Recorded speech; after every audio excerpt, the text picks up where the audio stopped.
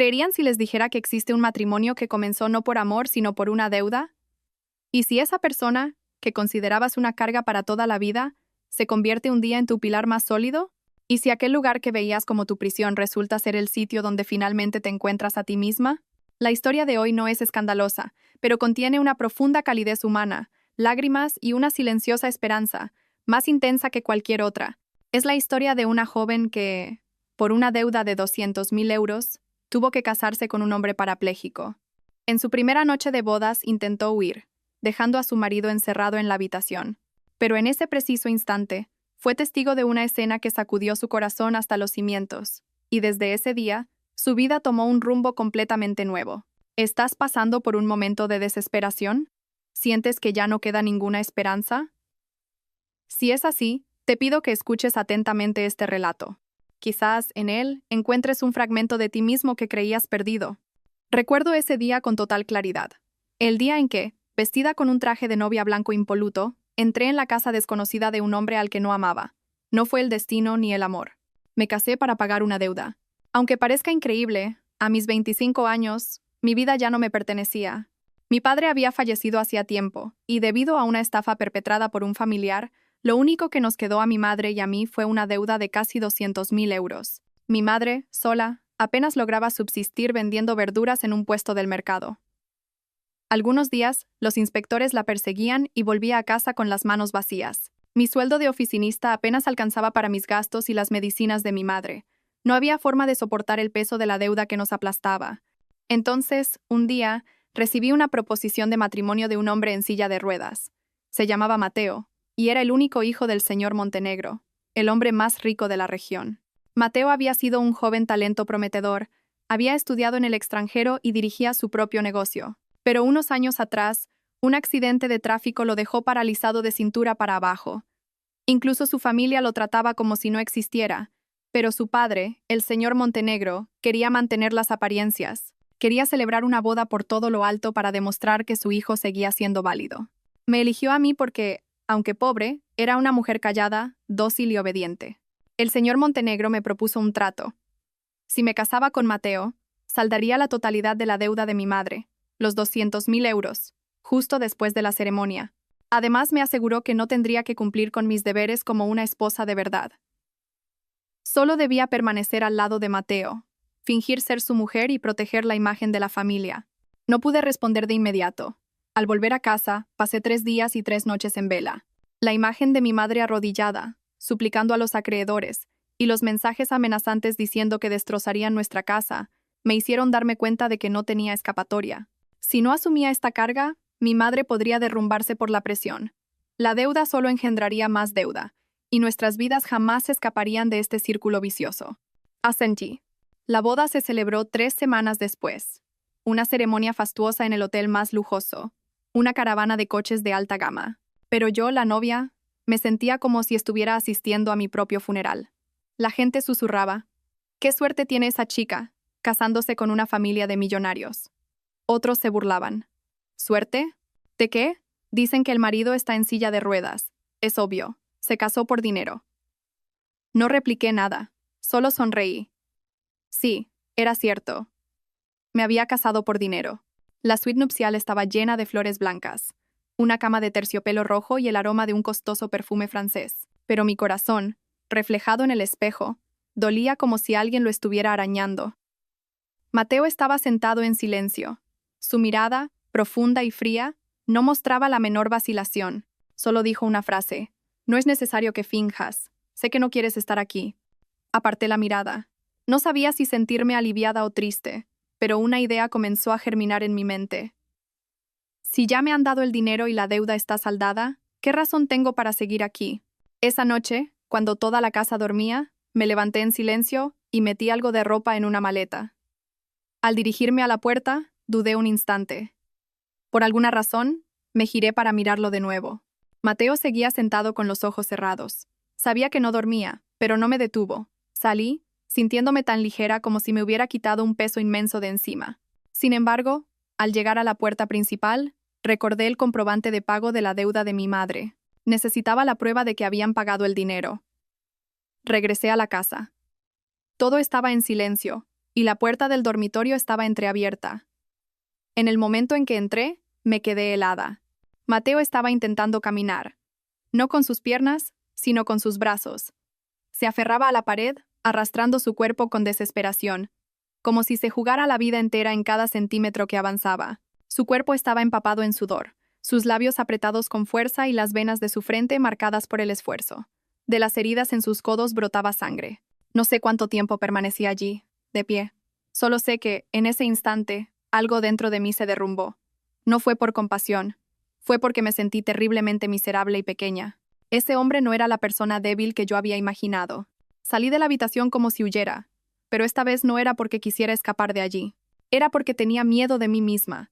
Me acurruqué en las escaleras del patio trasero, todavía aferrando con fuerza el asa de la maleta, como si fuera mi último salvavidas. A medida que la noche avanzaba, el viento frío se colaba por mi ropa, pero no era nada comparado con el frío que sentía en mi alma. No lloré, no podía. Algo en mi corazón se había roto. No era amor. No tenía la capacidad de amar en ese momento. Era ese pequeño atisbo de humanidad, esa pizca de orgullo que creía haber conservado hasta el final.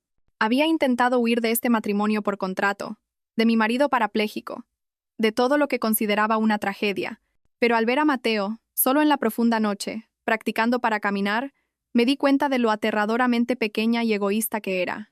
No entendía por qué se esforzaba tanto. No habíamos intercambiado ni una sola palabra sobre nuestro futuro. Él mismo me había dicho que no necesitaba que actuara como una esposa real, que solo importaban las formas. Sin embargo, la imagen de su cuerpo empapado en sudor, arrastrando con dificultad sus piernas inmóviles mientras se aferraba a la pared, me dejó en shock. No necesitaba demostrarle nada a nadie, pero estaba intentando demostrárselo a sí mismo.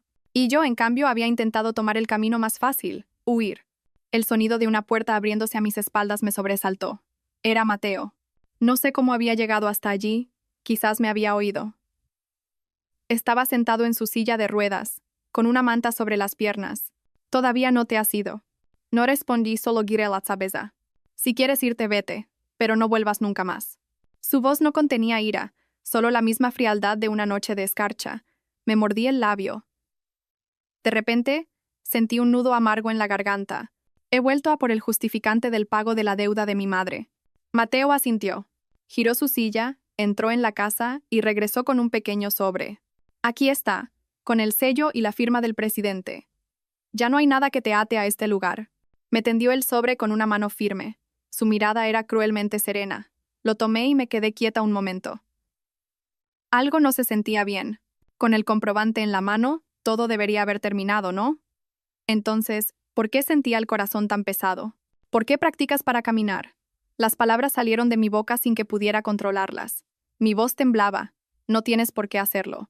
Mateo guardó silencio por un instante, y luego respondió, con una voz tan baja como un susurro. Porque no quiero ser una carga para nadie.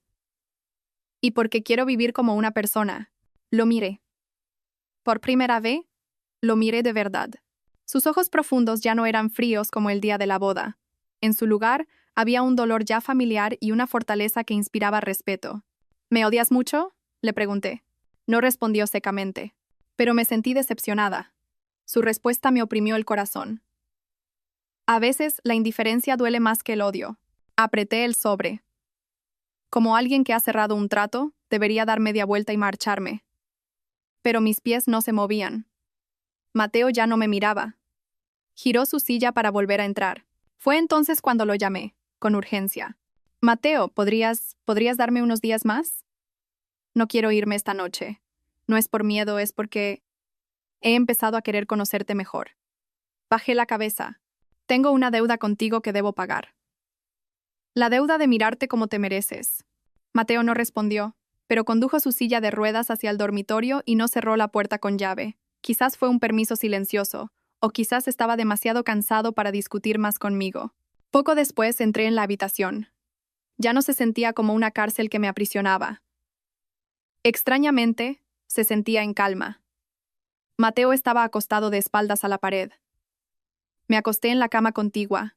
Éramos dos extraños, en silencio, pero atados por un mismo destino. Esa noche no dormí nada. La imagen de Mateo arrastrándose por el suelo, centímetro a centímetro, la mirada desesperada en sus ojos llena de un anhelo de vivir, no se apartaba de mi mente. A la mañana siguiente me levanté temprano. Sorprendentemente, Mateo ya estaba despierto. Estaba junto a la mesa, usando sus brazos para servirse un vaso de leche caliente. ¿No llamas a la asistenta? No tienen la obligación de hacerlo todo por mí. Pero podrías caerte. Si me caigo, me levanto, respondió con indiferencia. Me acerqué dudando. Deja que te ayude. Mateo me miró. Su mirada era diferente a la de anoche. Un poco más suave, pero todavía con un matiz de cautela. Asintió y deslizó el vaso de leche hacia mí. Desde ese día, me quedé en esa casa. No por obligación, sino por decisión propia. Ayudaba a Mateo con pequeñas tareas, desayunábamos juntos e intercambiábamos algunas frases sin importancia. Él nunca preguntó por qué me quedaba, y yo nunca di explicaciones. Todo fluía en silencio, como el humo, pero por dentro, una multitud de emociones se movía sin hacer ruido. Comencé a darme cuenta de que Mateo no era simplemente un hombre con una discapacidad. Era alguien que se había levantado de la adversidad, había saboreado el éxito y había sido derribado por el destino. El accidente le había arrebatado sus piernas, pero no su orgullo.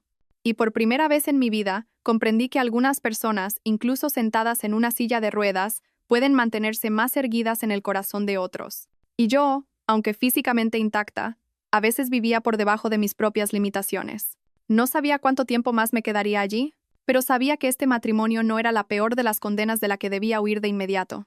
Si me marchaba ahora, no solo abandonaría a Mateo, sino también a esa parte de mí, más humana, que acababa de empezar a despertar. Habían pasado 3 días desde la noche en que intenté huir. Nadie mencionó lo sucedido. Nadie habló del sobre que contenía el justificante de que la deuda de 200.000 euros de mi madre había sido saldada. Pero aunque nadie dijera nada, sabía que entre Mateo y yo todavía existía una distancia silenciosa e inconfesable. Vivíamos como compañeros de piso, corteses y amables pero nada cercanos. Por la mañana, le preparaba la leche a Mateo, le ayudaba a pasar de la cama a la silla de ruedas, lo acompañaba al comedor y luego ordenaba su habitación.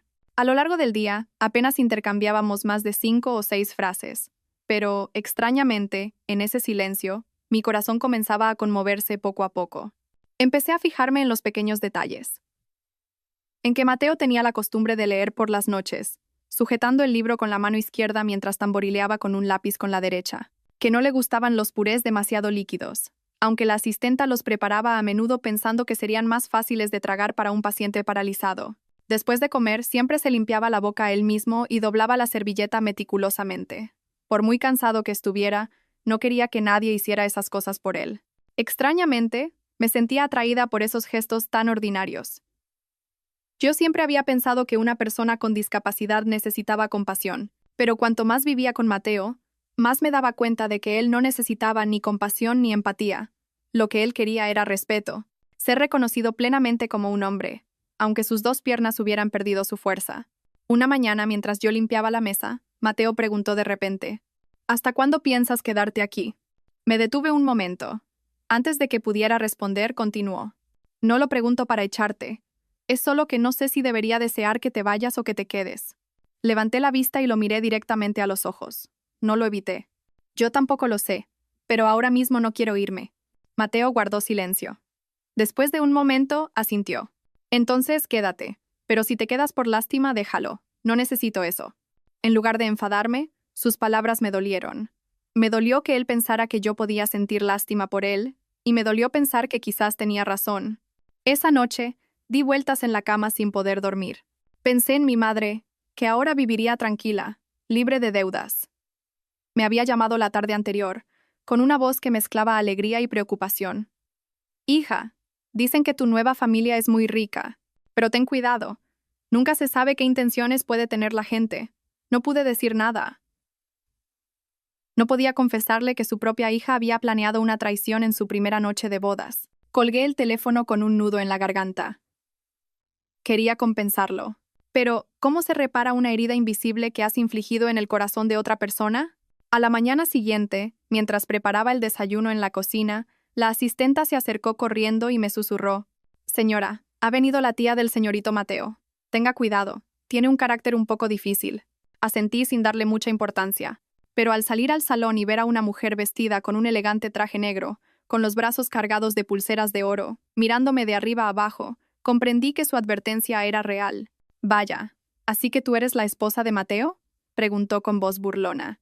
Sí, tía, buenos días. Me llamo Sofía. Eres mona. Pero he oído que vienes de una familia muy pobre. ¿Hay algo de lo que tu familia pueda presumir? ¿A qué te dedicabas? Sonreí amablemente. Sí. Mi madre vende verduras en el mercado, y yo trabajaba como administrativa en una empresa farmacéutica. Ella soltó una carcajada.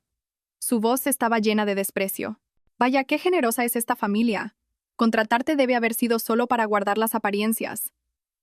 Deberías estar agradecida de que te compraran por tanto dinero, ¿no crees? Levanté la cabeza. La sonrisa no desapareció de mis labios. Tienes razón, tía. Hubo un tiempo en que pensé que no estaba a la altura. Pero no he venido aquí a dar un golpe de suerte. Solo quiero cumplir mi papel como esposa. Aunque no sea amada, al menos merezco vivir con dignidad. La tía se quedó sin palabras por un momento. Antes de que pudiera reaccionar, Mateo salió de la habitación contigua en su silla de ruedas. Tía, basta ya. En esta casa no toleraré que nadie insulte a mi esposa. Ella, pálida, se volvió hacia Mateo. ¿Qué? ¿Te pones de su parte? ¿A favor de una chica comprada por deudas? Sea quien sea, no tienes derecho a tratarla así. La voz de Mateo era firme. Me quedé helada. Era la primera vez que alguien me defendía delante de otros. No por honor, ni por amor. Simplemente porque era su esposa. La tía se fue, incapaz de contener su ira. Mateo se volvió hacia mí. Su mirada era serena como un atardecer. Lo siento. Siento que hayas tenido que escuchar eso. Negué con la cabeza. No te preocupes. En realidad estoy acostumbrada. Pero no deberías acostumbrarte a que te hagan daño. Nadie merece escuchar esas palabras, Sofía. Giré la cabeza. Sentí como si alguien me hubiera agarrado suavemente el corazón. No dolía, pero era un agarre muy firme. Esa noche, cuando volví a la habitación y me metí en la cama, Mateo fue el primero en hablar. Sofía, gracias por no irte. Me mordí el labio. Después de un momento respondí en voz baja. Y gracias a ti por no odiarme, Mateo. Mateo no respondió. Pero pude sentir que su respiración se había vuelto más tranquila, como si algo dentro de su corazón también hubiera comenzado a derretirse suavemente. Después del pequeño enfrentamiento con su tía, pensé que la relación con Mateo se suavizaría un poco. Al menos, ya no nos tratábamos como extraños viviendo bajo el mismo techo. Pero justo cuando todo comenzaba a sentirse un poco más cómodo, un suceso inesperado se acercó en silencio. Fue tan ligero como una brisa pasajera, pero a su paso, arrasó incluso la paz que apenas comenzaba a brotar. Era un sábado por la mañana. Estaba tendiendo la ropa en el patio trasero cuando sonó mi teléfono. Era un número desconocido, pero pensé que podría ser un conocido de mi madre o un antiguo compañero de trabajo, así que contesté. Dígame, soy Sofía. Una voz de hombre baja, ronca y escalofriantemente familiar llegó desde el otro lado. Sofía, soy yo. Me quedé helada en el sitio. ¿Cuántos años habían pasado? Esa voz. No podía ser. ¿Daniel? Sí, soy yo. Acabo de llegar a Madrid. Te he estado buscando. Mi cuerpo se paralizó y mis manos temblaron tanto que casi dejó caer el teléfono. Era él. El hombre al que había amado locamente, por el que había esperado durante 3 años, solo para encontrar un final miserable. El hombre que había desaparecido sin decir una palabra, dejándome sumida en el dolor y la traición. ¿Cómo conseguiste mi número? Pregunté, con la garganta seca. Se lo pregunté a tu madre. Sé que te has casado, pero quería verte solo una vez. De verdad, solo una vez. Estoy delante de tu casa. Como si hubiera recibido una descarga eléctrica, corrí hacia la puerta principal sin pensar. Y, efectivamente, allí estaba él, todavía alto y delgado, con la misma mirada que una vez había derretido mi corazón. Pero yo ya no era la soñadora de 22 años. Era la esposa de un hombre. Aunque fuera un matrimonio por contrato, no podía permitirme una traición. No deberías haber venido aquí, dije, con una firmeza que me sorprendió a mí misma. Daniel bajó la cabeza. Con las manos en los bolsillos parecía muy inquieto. Lo siento. Siento haberme ido sin decir nada. De verdad, no tuve otra opción. El negocio de mis padres quebró, me fui a Barcelona a trabajar en la construcción y tuve un accidente. Cuando desperté, había perdido todos mis contactos. Me quedé allí sintiendo mi corazón latir con fuerza. Odio, dolor y fragmentos de recuerdos rotos me invadieron de golpe. Estoy casada. No deberías estar aquí. ¿Pero eres feliz? Preguntó Daniel suplicante. ¿Feliz? Estuve a punto de decir que sí, pero mis labios no se movieron. ¿Soy feliz? Mateo y yo nunca nos hemos amado. Intenté huir. Hasta ahora, nuestra relación es algo ambiguo, sin nombre. Por favor, déjame en paz. Le debo demasiado a una persona. No quiero hacer nada que pueda herirle. Daniel no dijo nada más. Me miró durante un largo rato y luego se dio la vuelta, con pasos pesados, como si cargara con toda la tristeza del mundo. Volví a casa con el corazón hecho un lío. Al entrar, vi a Mateo sentado en el salón. Su mirada estaba fija en la puerta, como si llevara mucho tiempo allí sentado. ¿Quién era? Su voz era tan fina como un hilo, pero hizo que mi corazón diera un vuelco. Tragué saliva. Un viejo conocido. ¿Un antiguo amor? Preguntó sin rodeos. Asentí. Con alguien como Mateo, las mentiras no funcionaban. No era alguien a quien se pudiera engañar fácilmente. ¿Piensas volver con él? Preguntó. Su mirada ya no era tan serena como antes. No, ya no lo amo. Solo fue un momento de debilidad por el pasado. Mateo no dijo nada más y giró la cabeza para mirar por la ventana. Sé que no me debes nada. Nunca tuvimos ninguna atadura. No lo interrumpí. Mi decisión de quedarme aquí es mía. Nadie me ha obligado, ya sea para devolver un favor o por cualquier otra razón. No quiero herir a nadie. Mateo guardó silencio. Pero esta vez, el silencio no fue pesado. Fue ligero, como un suspiro de alivio. Esa noche, estaba en el balcón mirando la luna. Mateo se acercó en silencio en su silla de ruedas. Se quedó a mi lado, mirando la luna conmigo, sin decir nada. Después de un rato dijo de repente, ¿sabes, Sofía? Desde que quedé paralizado, en todos estos años, nadie había elegido quedarse a mi lado de verdad. Mi antigua novia me dejó, mis amigos se distanciaron, incluso mis parientes me evitaban. Pensé que tú harías lo mismo.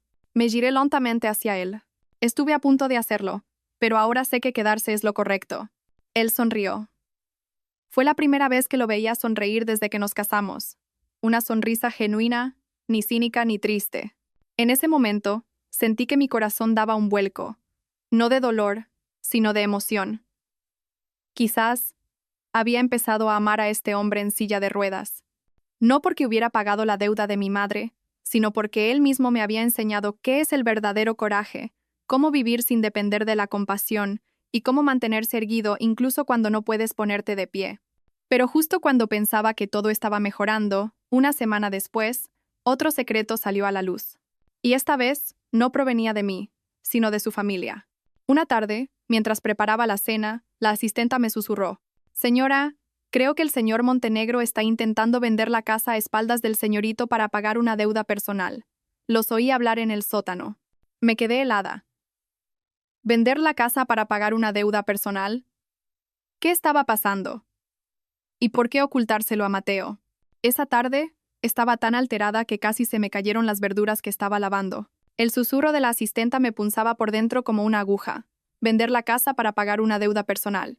Y en secreto para Mateo. ¿Por qué? ¿Y por qué yo, una extraña, era la primera en saberlo? Me sequé las manos apresuradamente y volví a la cocina como si nada, pero mi mente era un caos. Si lo que decía la asistenta era cierto, ¿Mateo no sabía nada? Él es el único hijo, herido en cuerpo y alma. ¿Y su padre, el hombre que yo creía que amaba a su hijo, era realmente así? No me atreví a preguntarle a Mateo, pero esa noche, después de asegurarme de que estaba dormido, salí sigilosamente de la habitación y bajé las escaleras. En la casa del señor Montenegro había un sótano cerrado con llave detrás de la cocina de servicio. Desde que llegué, nunca había visto a nadie entrar allí.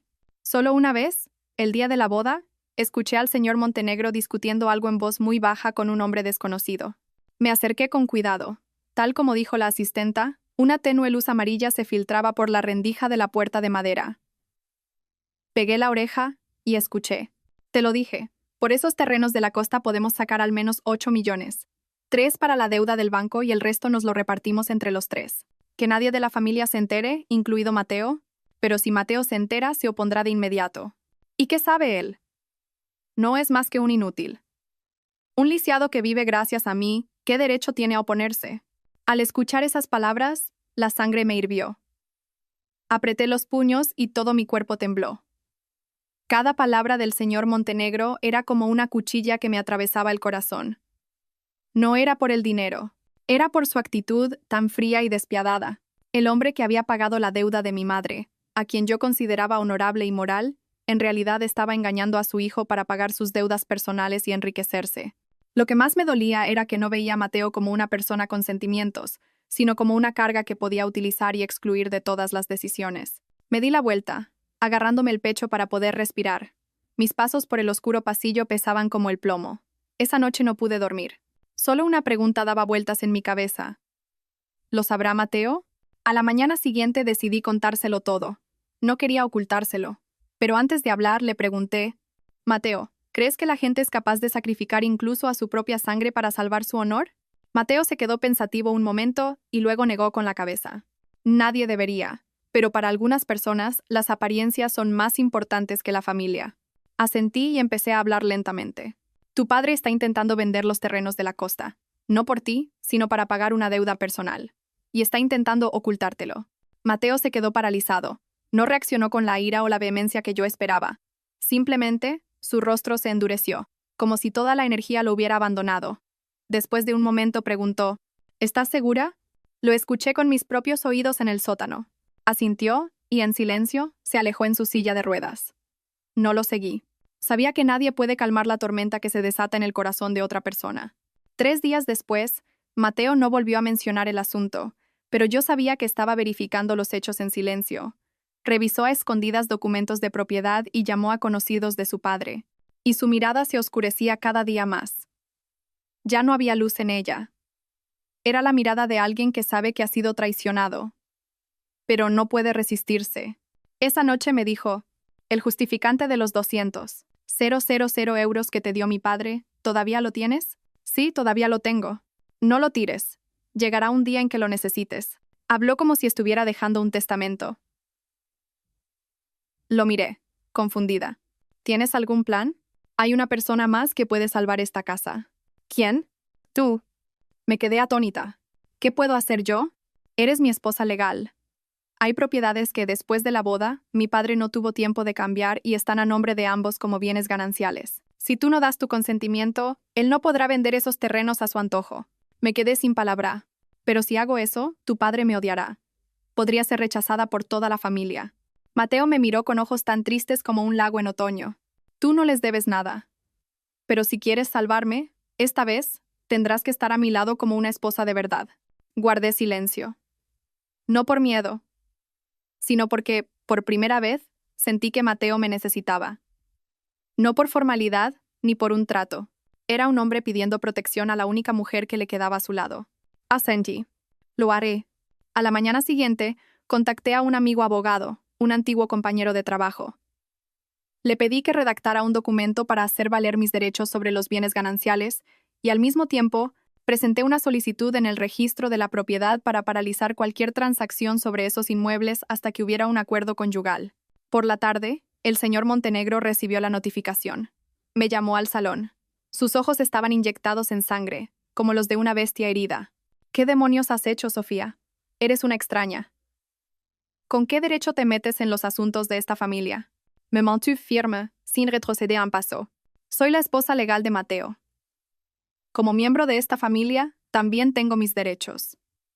Si pretendía vender los terrenos, al menos debería habérselo comunicado a Mateo. Y si cree que por estar en una silla de ruedas no tiene ningún derecho, entonces se equivoca, señor. Golpeó el escritorio con el puño. Su rostro se enrojeció. ¿Y crees que has hecho bien? Ingrata. Lo miré directamente a los ojos, sin rehuir su mirada. Yo también intenté huir, pero fue Mateo quien me hizo quedarme. Y ahora, no puedo permitir que vuelva a ser herido. Aunque me gane su odio por ello, no me arrepentiré. El señor Montenegro no dijo nada más. Pero supe que acababa de perder una baza importante. Y yo, por primera vez, me sentí la verdadera esposa de un hombre. No por un certificado de matrimonio, sino porque me había atrevido a luchar con él contra la injusticia de su propia familia. Tras aquel enfrentamiento, el aire en la casa se volvió denso y pesado, como si una espesa niebla lo hubiera invadido. El señor Montenegro ya no gritaba, pero su silencio era más escalofriante. No necesitaba alzar la voz para expresar su furia. Utilizaba miradas gélidas, un trato despectivo y palabras cargadas de significado para presionarme poco a poco. Esa noche, en la cena, solo estábamos Mateo, el señor Montenegro y yo. Apenas probó bocado antes de levantarse y marcharse en silencio. Mateo me miró y negó con la cabeza. No le hagas caso. Para mi padre, el honor es más importante que la familia. Cuando hay dinero de por medio, no ve a nadie como un pariente. No respondí, pero en el fondo de mi corazón sabía que él había empezado a verme como una espina que debía arrancar, y su venganza llegó mucho antes de lo que yo esperaba. 2 días después fui a hacer la compra como de costumbre. Al volver, la asistenta salió corriendo a mi encuentro, agitada. Señora, ha ocurrido algo terrible. El presidente ha traído a unos hombres y han registrado toda la habitación del señorito Mateo. Forzaron la cerradura y se llevaron las escrituras, las libretas del banco e incluso sus informes médicos. Corrí a la habitación, aterrorizada. El despacho de Mateo era un caos. Las estanterías estaban volcadas. Los cajones abiertos. Todo revuelto como si un huracán hubiera pasado por allí. Mateo estaba sentado, inmóvil. Su rostro estaba pálido y frío como el papel. Tenía los puños tan apretados que las uñas se le clavaban en las palmas, haciéndole sangrar. Me acerqué y le pregunté en voz baja: ¿Estás bien? Solo quiere dejar claro que esta casa es suya, dijo Mateo, y que yo solo soy un arrimado, y tú, una nuera no bienvenida. Contuve la rabia y tragué saliva. Hablaré con su padre de nuevo. No hace falta, me interrumpió Mateo. Ya has hecho suficiente. Ahora es mi turno. Esa tarde Mateo llamó a su abogado personal. Le pidió que preparara una demanda civil por la copropiedad de los bienes gananciales, basándose en que él nunca había firmado una renuncia a sus bienes y que nuestro matrimonio era válido. Me senté a su lado sin decir nada. Simplemente me mantuve en silencio detrás de él. Sabía que si añadía una sola palabra más, Mateo se sentiría aún más débil. Exactamente 3 días después, el señor Montenegro recibió la citación del juzgado. Esta vez, su ira ya no pudo ser contenida. Nos convocó al salón.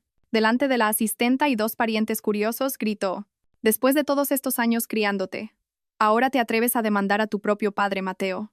Mateo respondió con calma: «Padre, usted no tiene derecho a disponer de los bienes gananciales sin mi consentimiento. La ley lo establece así. La ley te da de comer.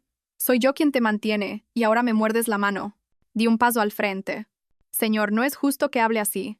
Si le hemos ofendido, lo sentimos. Pero no queremos una guerra. Solo queremos proteger el mínimo de justicia y confianza que queda en esta familia». El señor Montenegro agitó la mano. «Cállate. No estás en posición de dar lecciones en esta casa. ¿La mosquita muerta que trajimos por conveniencia ahora pretende destruir a la familia?» Sus palabras me dejaron helada. Nunca me había sentido tan humillada. Pero lo que más me dolió fue la mirada de Mateo. Esta vez, no me defendió como la última vez. Simplemente bajó la cabeza y guardó silencio. Esa noche, después de que todos se durmieran, me senté sola en el balcón. Por primera vez desde que decidí quedarme, me sentí completamente vacía. No estaba enfadada con el señor Montenegro. Él siempre había sido así. Estaba triste por el silencio de Mateo. Quizás él también estaba bajo demasiada presión. O quizás había empezado a sospechar que yo lo había arrastrado a una guerra contra su padre. Pasó 1 hora.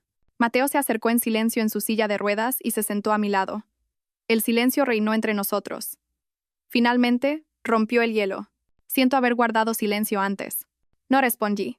No quería ponerte en peligro. Si hubiera dicho algo, mi padre se habría convencido aún más de que tú me estabas incitando. Tenía miedo de que te hiciera daño. Me volví hacia él. Su rostro demacrado estaba lleno de una mirada de disculpa. Sentí que se me escapaban las lágrimas. No de tristeza, sino porque lo entendía.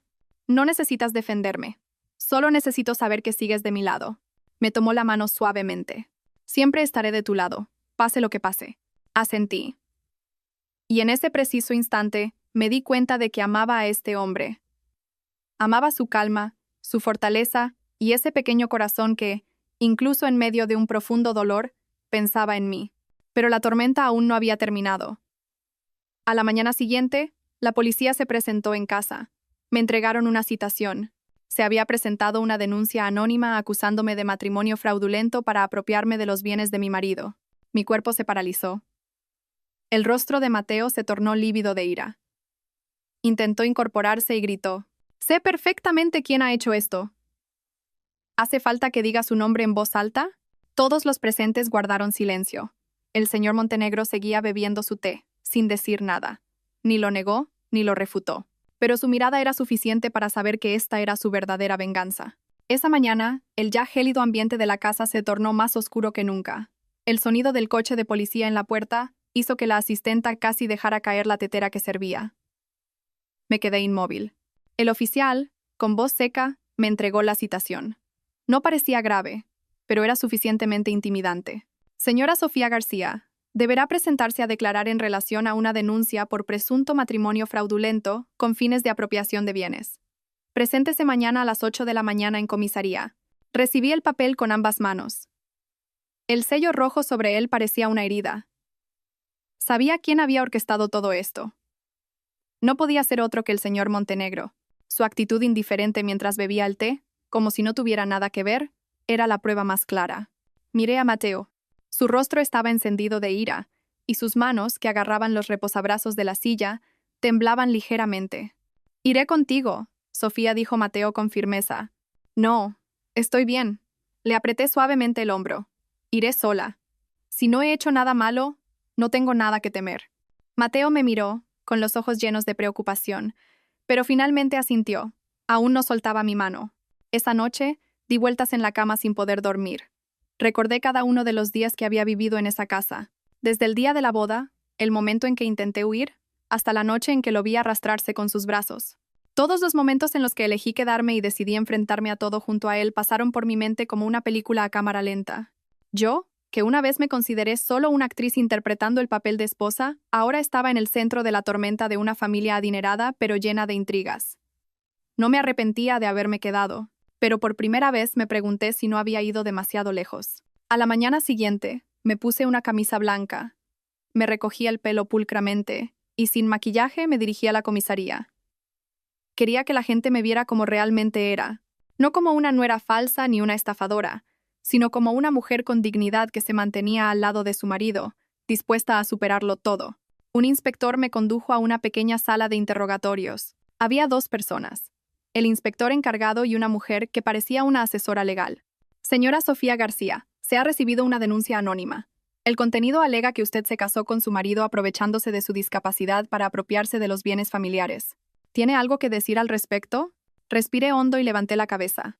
Me casé con el señor Mateo Montenegro, con el consentimiento pleno de ambas partes, y formalizamos un matrimonio legalmente válido. Si es necesario, puedo presentar los informes médicos de mi madre, el justificante de que mi familia política saldó una deuda y el documento de liquidación de deuda firmado por el señor Montenegro, quien presumo que es quien me ha denunciado.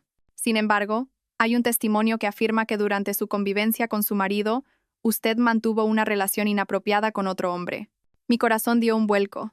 Parecía que también sabían de la visita de Daniel. Respondí con calma. Es cierto que un antiguo novio vino a buscarme, pero no reanudé ninguna relación con él. Vino a disculparse por el pasado, y todo terminó ahí. Si es necesario, pueden revisar las cámaras de seguridad de mi casa. Pueden probar que no estuvo más de 5 minutos. El inspector me miró fijamente durante un largo rato y luego asintió. La mujer a su lado anotó algo en sus papeles. Después de un momento, el inspector añadió: para el careo, también citaremos al señor Montenegro padre y a su marido.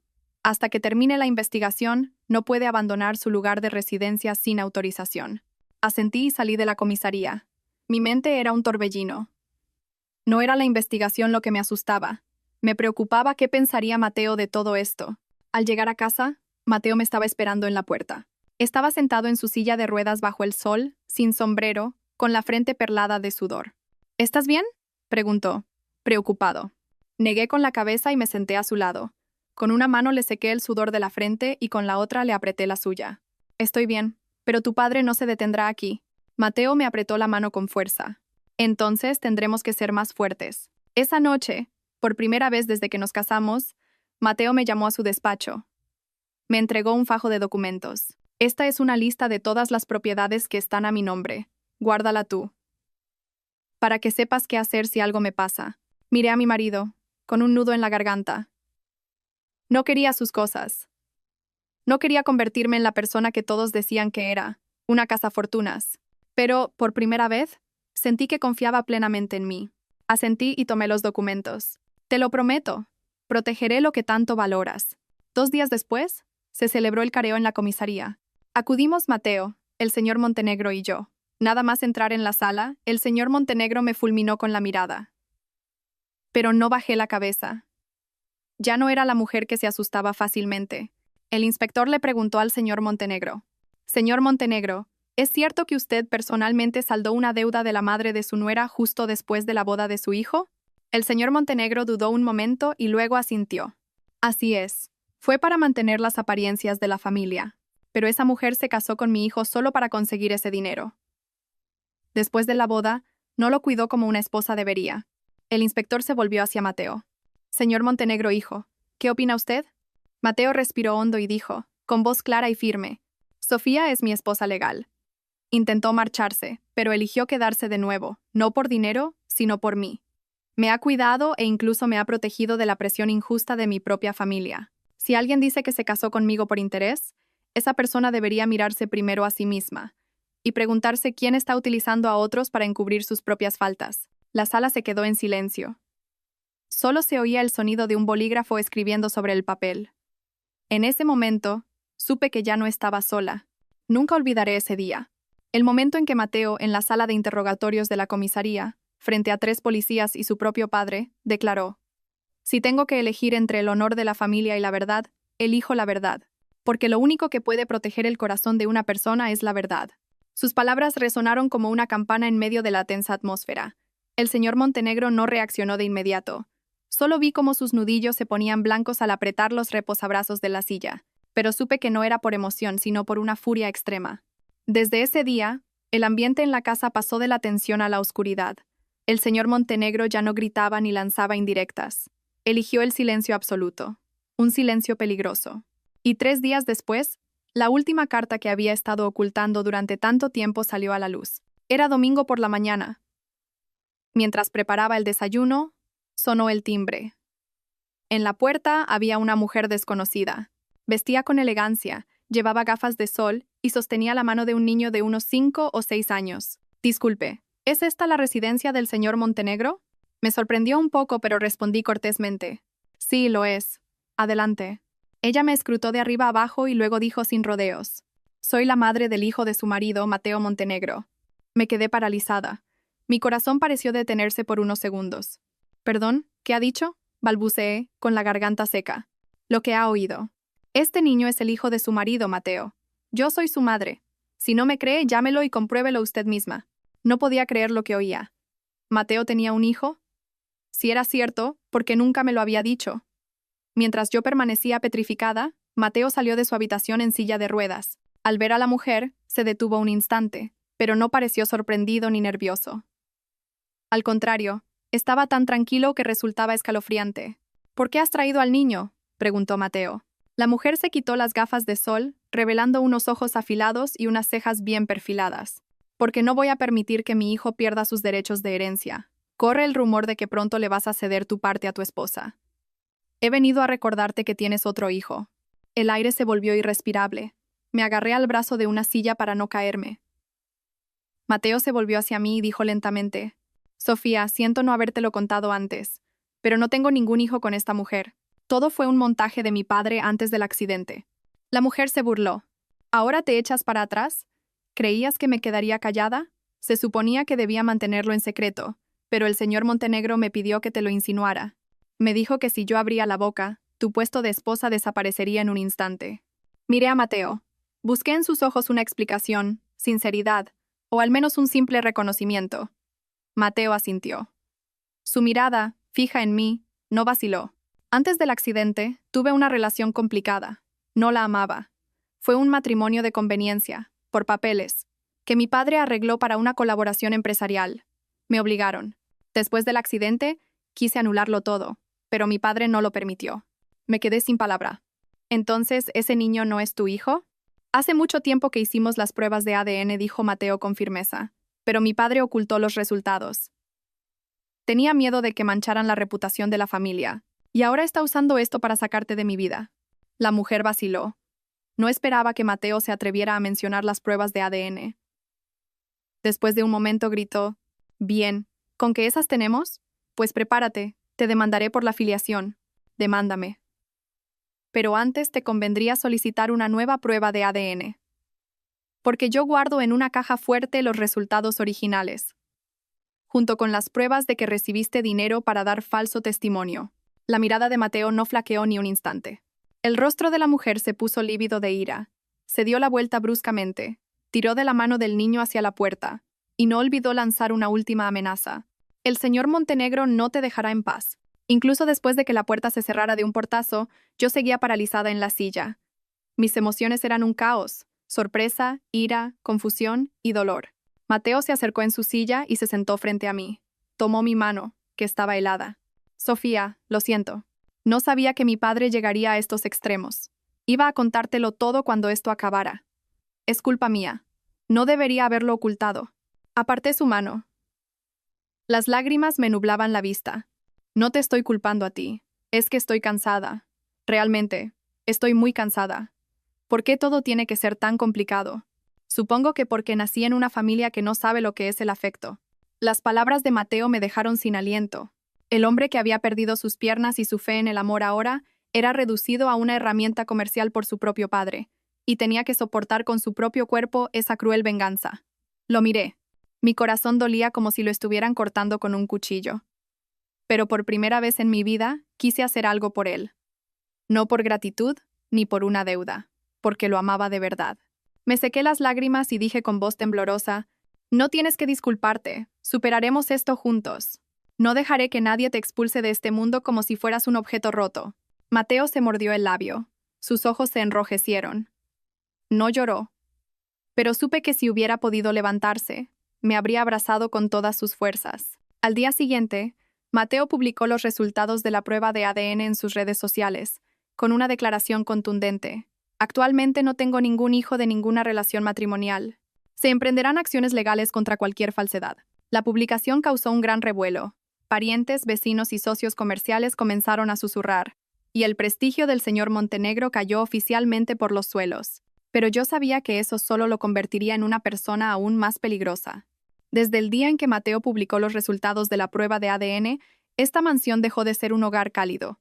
Se convirtió en una jaula, lujosa pero llena de tensión y frialdad.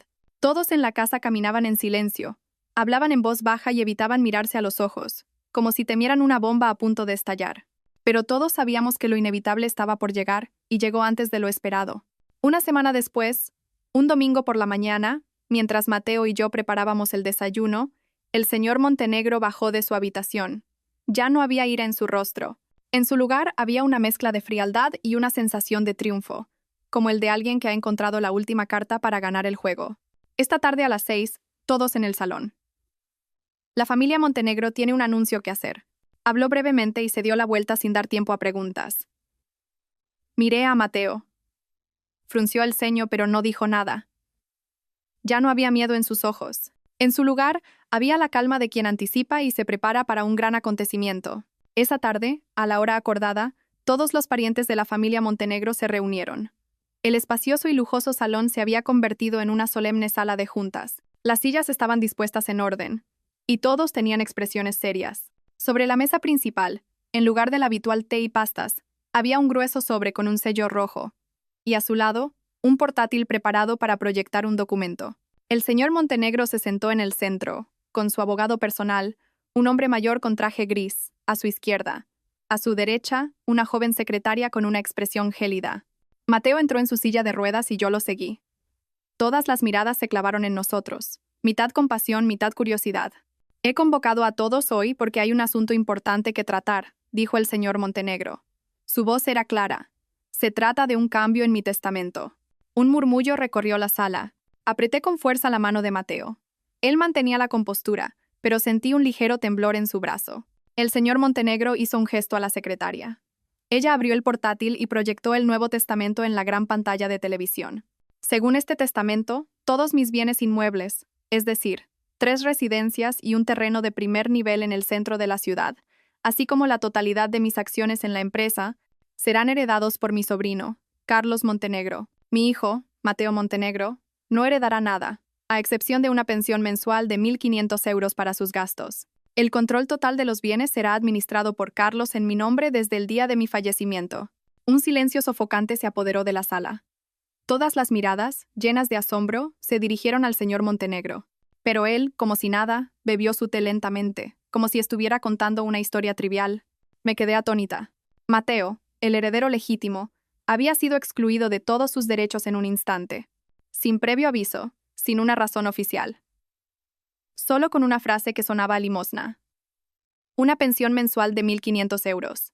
Apreté la mano de Mateo, pero él seguía sentado, mirando fijamente la pantalla. Ya no había dolor en sus ojos. En su lugar, solo había frialdad, una frialdad glacial. El abogado comenzó a leer las cláusulas una por una. Yo no oía nada. Solo una frase resonaba en mi cabeza. Dado que su estado de salud no está garantizado, se considera que Mateo Montenegro ya no tiene la capacidad de administrar el patrimonio, por lo que se le excluye de la lista de herederos. Mateo se rió. Una risa seca y amarga. Así que esto es lo que estaba preparando. Lo que quería era borrarme por completo de su vida. El señor Montenegro dejó la taza de té y asintió. Correcto. No puedo confiar el futuro de la familia a alguien que vive en una silla de ruedas dependiendo de los demás. Necesito a alguien capaz. Pero soy su hijo, grité, incapaz de contenerme. Aunque su cuerpo esté impedido, es una persona que piensa, que siente, que tiene moral.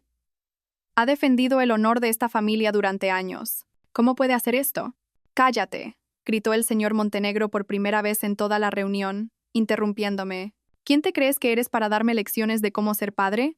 ¿La nuera que traje para guardar las apariencias ahora pretende sermonear a sus mayores? Sentí un nudo en la garganta. Mateo puso su mano sobre la mía, indicándome que me calmara. Así que esta es su decisión final, dijo Mateo. Sí.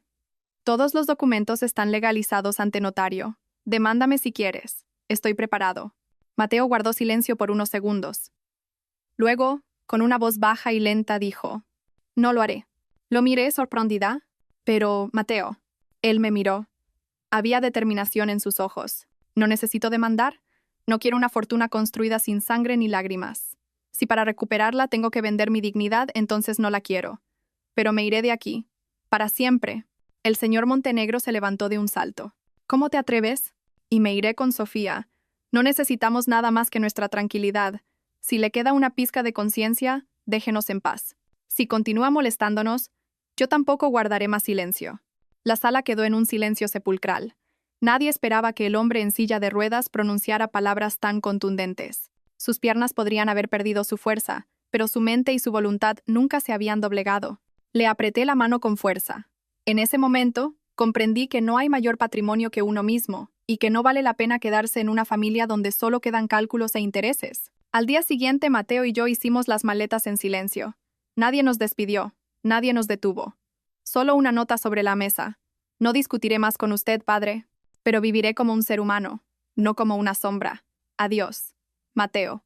Al salir por la puerta de la mansión valorada en millones, me giré por última vez. Todo allí era lujoso y grandioso, pero estaba vacío. Nos fuimos sin nada más que el uno al otro. El taxi plateado comenzó a moverse lentamente, alejándose de la lujosa urbanización a la que una vez llegué con un vestido de novia blanco, llena de cálculos, miedos y promesas a mí misma. Ahora me marchaba en silencio, sin ataduras, sin fortuna, sin estatus, pero con el corazón más ligero que nunca.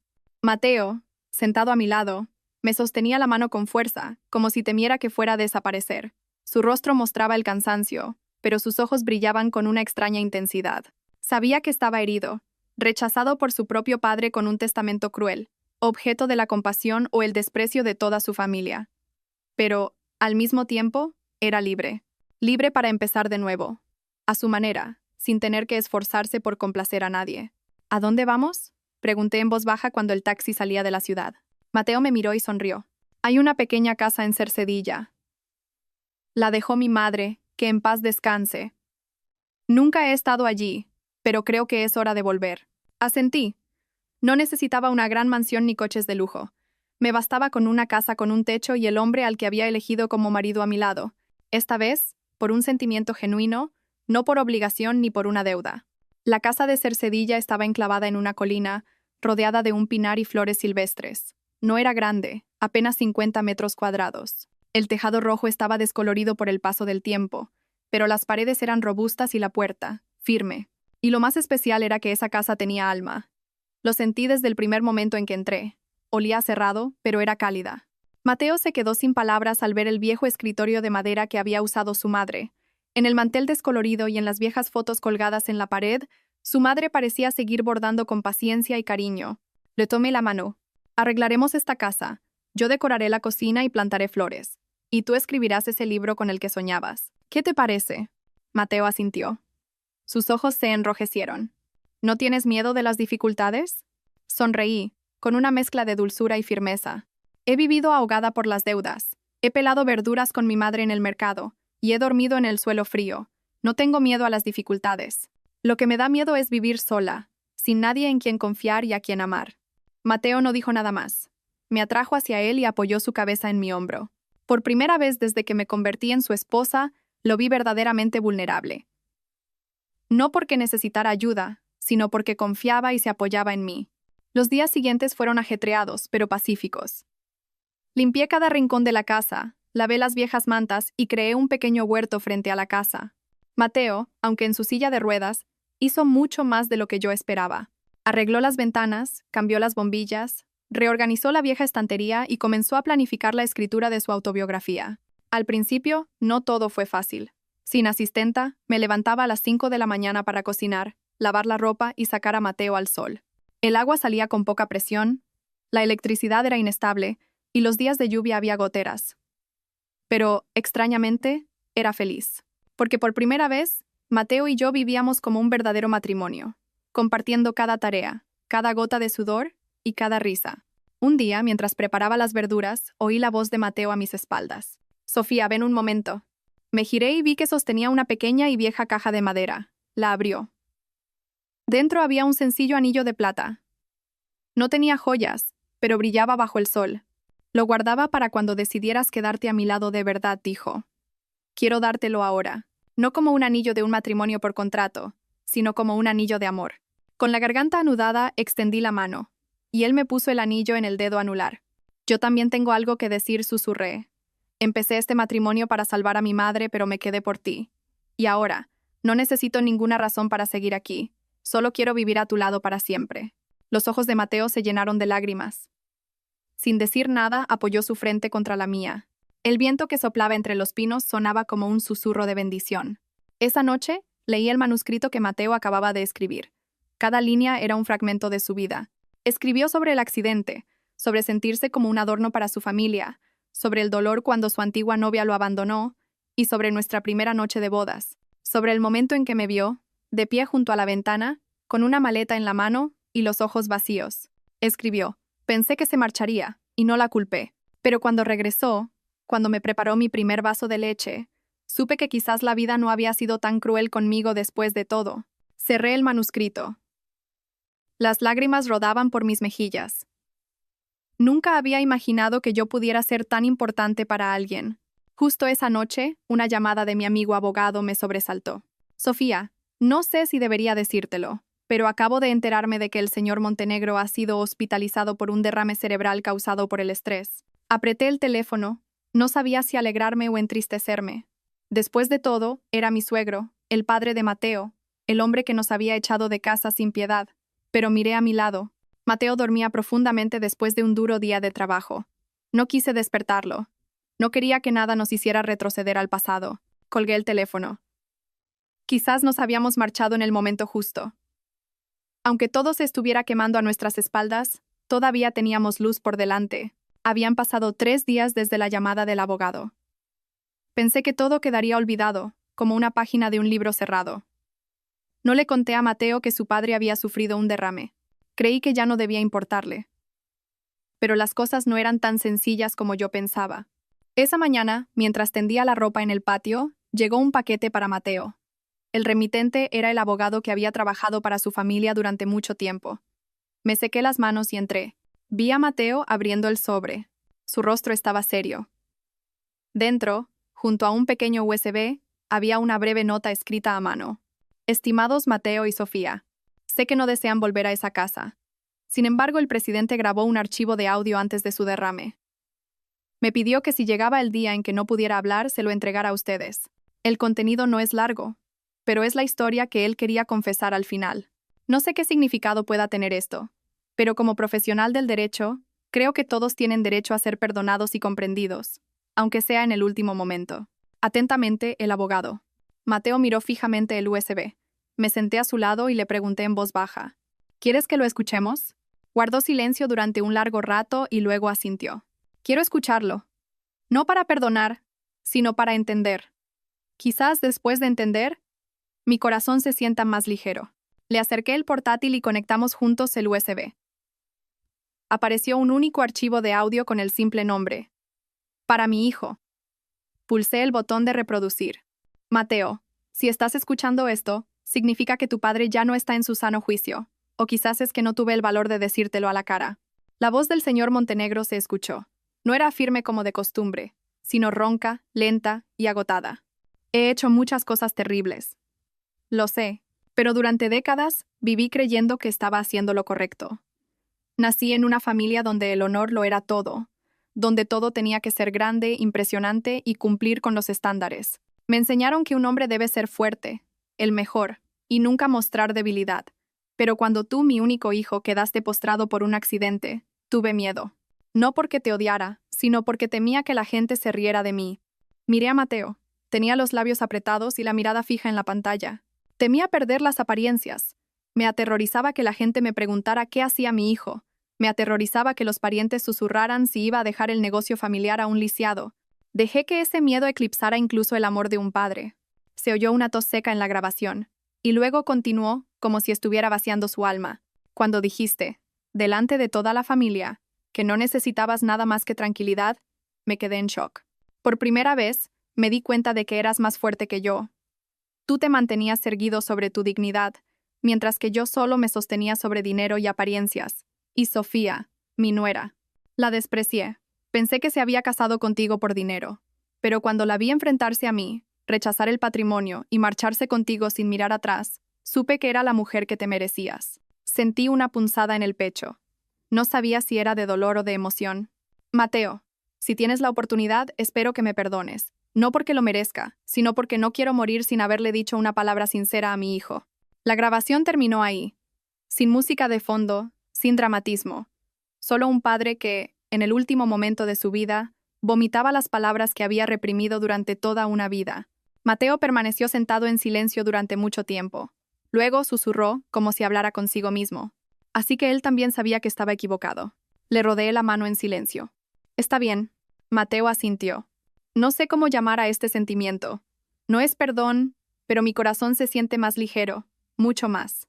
Nos quedamos sentados juntos, en un silencio sereno. A la tarde siguiente el abogado volvió a llamar. Dijo que el señor Montenegro había recuperado la conciencia, pero que su capacidad para hablar y moverse estaría muy limitada. Quería verlos una vez. No era una obligación, pero tenía unas últimas palabras que decirles en persona. Le pasé el teléfono a Mateo. Escuchó en silencio, sin oponerse ni dudar. Esa noche volvimos a la mansión.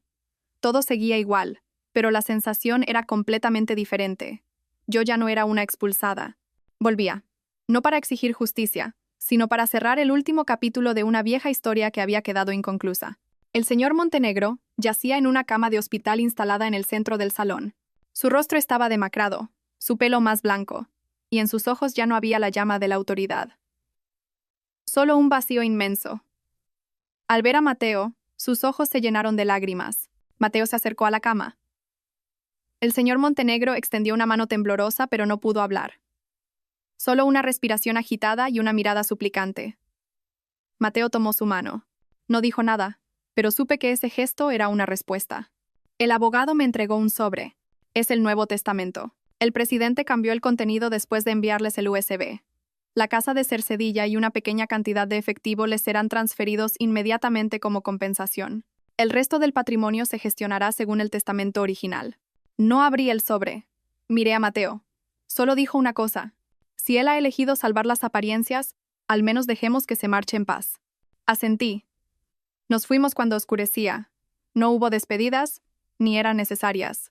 Mateo, al mirar por última vez la mansión, dijo en voz baja: «Adiós, padre». No supe si Mateo lo había perdonado de verdad. Pero supe que ese día había dejado atrás el pasado sin rencor. Desde que dejamos la mansión, todo cambió. No por el saldo en nuestra cuenta bancaria o por lo que el mundo llama riqueza. Fue por un cambio en nuestros corazones. Nos volvimos más ligeros, más profundos y llenos de gratitud. La pequeña casa en la colina ya no estaba sola entre las malas hierbas. Mateo y yo la cuidamos juntos, día a día. Pintamos las paredes de blanco y pusimos tejas nuevas. El jardín delantero se llenó de flores y, al lado de la casa, creció el huerto que yo misma planté. La pequeña cocina siempre estaba cálida, llena del olor a comida y el sonido de los platos. A veces, La felicidad es tan simple como eso. Mateo publicó su libro. Recuerdo el día que sostuvo el primer ejemplar impreso, con las manos temblorosas, como un niño que alcanza un sueño por primera vez. El título era Yo me sentaba solo. Era una autobiografía sobre su dolor, la traición, la esperanza y sobre una esposa llamada Sofía. El libro no tuvo una gran promoción, pero en 3 meses se vendieron los 3.000 ejemplares. Muchos lectores le enviaron cartas de agradecimiento. Algunos decían que estaban a punto de renunciar a la vida, pero que su historia les había dado una razón para seguir adelante. Por la noche, leía esas cartas en silencio y lloraba, no de orgullo, sino porque sabía que Mateo se había levantado de verdad. Sus piernas seguían débiles, pero su alma estaba completamente sanada. Unos meses después, mi cuerpo empezó a dar señales extrañas. Cansancio, náuseas, falta de apetito y un antojo constante de cosas ácidas. Mateo pensó que era por el exceso de trabajo, y yo lo atribuí al tiempo. Pero cuando fui al médico, el doctor sonrió al ver la ecografía. Felicidades. Está de más de 6 semanas. Me quedé helada. Nunca me había atrevido a soñar con ser madre. Cuando me casé con Mateo, me había hecho a la idea de que quizás no tendríamos hijos, en parte por su estado de salud y en parte porque sentía que el destino ya me había quitado demasiado como para esperar algo tan hermoso. Así que salí de la consulta y, de pie bajo el sol, apretando la ecografía, lloré como nunca antes lo había hecho. Esa noche, preparé una cena sencilla con los platos favoritos de Mateo. Justo cuando él terminaba de comer, saqué la ecografía del bolsillo y se la mostré en silencio. Tengo algo para ti. Mateo miró la foto durante un largo rato y luego levantó la cabeza. Sus ojos estaban llenos de lágrimas. Sofía, ¿es de verdad? Asentí. No dijo nada más. Solo extendió la mano por encima de la mesa y me apretó la mía con fuerza. Su mano estaba fría, pero su corazón estaba cálido. Esa noche, escribió hasta tarde. A la mañana siguiente, encontré una hoja de papel sobre su escritorio. Era una carta para nuestro bebé. La primera línea decía: Querido hijo mío, quizás papá no pueda enseñarte a correr, pero te enseñaré a nunca derrumbarte ante las cosas más terribles del mundo. Leí cada línea, incapaz de contener las lágrimas. El hombre en la silla de ruedas era la persona más fuerte y tierna que conocía. A medida que mi vientre crecía, Mateo también cambió. Se volcó en su rehabilitación, practicando cada mañana, paso a paso, sujetándose a una barandilla de madera. A veces se caía y se hacía heridas en la frente. Cuando yo corría a ayudarlo, él sonreía y decía: Nuestro bebé nacerá pronto. Quiero recibirlo de pie. Apoyé mi cabeza en su hombro sin decir nada. Comprendí que hay amores que, sin necesidad de grandes palabras, te hacen llorar de emoción. El día que nació nuestro hijo, llovía a cántaros. En la sala de partos me aferré a una foto de Mateo que él me había dado. El médico dijo que estaba agotada y que tendrían que hacerme una cesárea. En mi conciencia borrosa solo recuerdo haber dicho una cosa: hagan lo que sea. Pero por favor, salven a mi bebé. 3 horas después, desperté en la sala de recuperación. Lo primero que vi fue el rostro de Mateo, demacrado pero radiante, y a mi lado, un pequeño ángel que dormía plácidamente. Es un niño. Lo has hecho muy bien. Mi amor susurró a mi oído. Extendí la mano y toqué la mejilla de mi hijo. En ese momento supe que al final de un viaje largo, difícil y lleno de lágrimas, por fin había encontrado la verdadera felicidad. Lo llamamos Leo. Con la esperanza de que, así como él había sido un faro de esperanza para nosotros, también pudiera ser una luz brillante en la vida de los demás. 3 meses después, nos enteramos de que el señor Montenegro había fallecido. El testamento no volvió a cambiar, y no hubo más cartas ni noticias. Se fue en silencio, como una sombra. Miré a Mateo. No lloró. Solo dijo en voz baja: Espero que esté en paz, donde quiera que esté. No fuimos al funeral, no por odio, sino porque ya nos habíamos despedido hacía mucho tiempo. Ahora cada mañana me despierto con el canto de los pájaros, la risa de mi hijo y el sonido del teclado de Mateo escribiendo su segundo libro. La pequeña casa en la colina, el hombre en silla de ruedas, la mujer que una vez quiso huir y un bebé regordete se han convertido en una familia normal, pero sólida como una montaña. Alguien me pregunta: si tuvieras la oportunidad de elegir de nuevo, ¿te casarías con un hombre parapléjico? Y yo respondo con una sonrisa: no lo elegí solo una vez, lo elijo todos los días de mi vida. Queridos suscriptores, a veces lo que nos hace fuertes no son nuestras 2 piernas, sino un corazón que se levanta de nuevo incluso después de ser herido. Y lo que construye una familia no es la riqueza, sino la confianza mutua, el compañerismo y el coraje de agarrarse fuerte de la mano cuando llega la tormenta. La nuera que una vez se consideró vendida por una deuda, fue la única persona que se quedó al lado de Mateo cuando todo el mundo le dio la espalda. Y Mateo, que parecía haberlo perdido todo, fue quien protegió su integridad hasta el final. No necesitaban una mansión ni una herencia. Tenían algo mucho más valioso, un verdadero hogar. En la vida, a veces nos encontramos en apuros. Somos malinterpretados, traicionados e incluso rechazados por nuestros seres más cercanos. Pero si no perdemos nuestra pureza de corazón, vivimos correctamente y amamos con sinceridad, la vida, sin duda, nos regalará el final que merecemos. Gracias por escuchar hasta el final. Si la historia de hoy ha resonado en sus corazones, suscríbanse al canal Secreto del Corazón. Seguiremos compartiendo historias más profundas y significativas. Miren a las personas que tienen a su lado un poco más de espacio, un poco más profundo. A veces la felicidad no consiste en tenerlo todo, sino en tener a esa persona a tu lado y suficiente amor. Les deseo a todos salud y días tranquilos y felices con sus seres queridos.